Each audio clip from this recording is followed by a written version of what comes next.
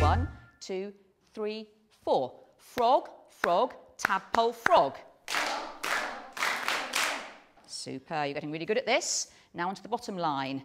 This lesson involves a Year 5 class working together to compose and perform a rondo.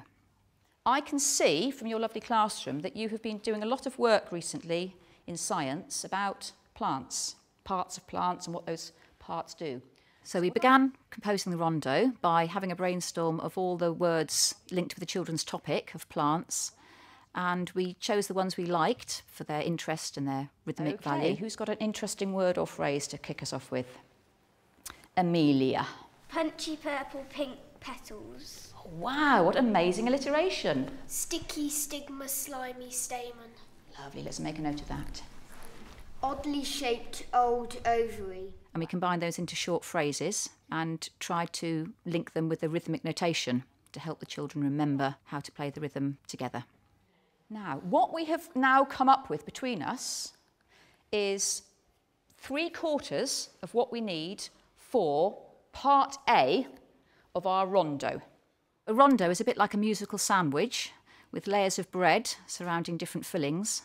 The bread is part A that the whole class play together, and the fillings are played by individual groups within the structure. What I'm going to do is I'm going to give group 1 responsibility for the steady beat.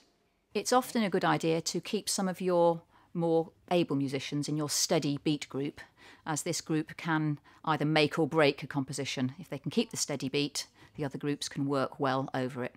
Group 4, you are working with Joe's rhythm, oddly shaped old ovary. 1, 2, 3, 4.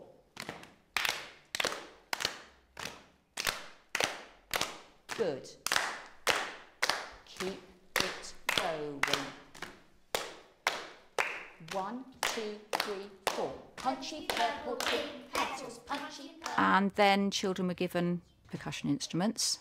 I quickly reminded them how to play them, and they set their rhythm to music. So in a minute you're going to be playing exactly what you were just chanting. If you don't have any pitch percussion instruments in school, the children could use vocal or body percussion instead.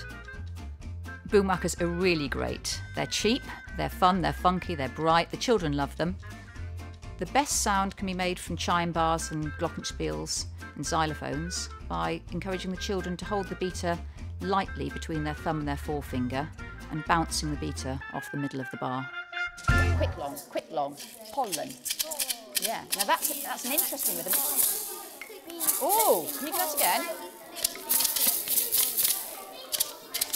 So we've agreed on that rhythm. So if I say, instead of bees, what animal could I say that would sound exactly the same as bees? Frog, tadpole or worm? Frog. So are we allowed to use things like butterfly and grasshopper as well? If we need to. Stem. Stem, standing straight. I think it should be tadpole, frog. Now, the moment has come in which we're going to put together our sandwich. We're going to be really, really ambitious today. We're going to try and perform the rondo and record it all in one go. It's well worth the extra time and effort to record the children's music if you can. It gives them a chance to listen back to themselves, and they often hear things in the recording that they aren't able to notice while they're concentrating on performing the piece.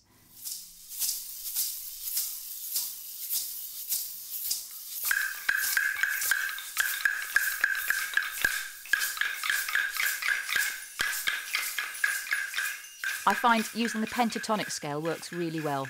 If you take off the F and B bars of your glockenspiel and xylophone, the notes that you're left with sound really great in any combination.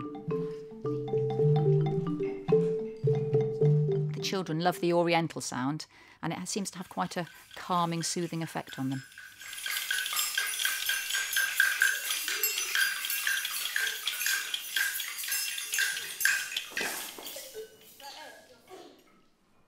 That's it. Well done. Give yourselves a huge round of applause. Brilliant. 5 TM, that was absolutely amazing. I didn't think you'd do that.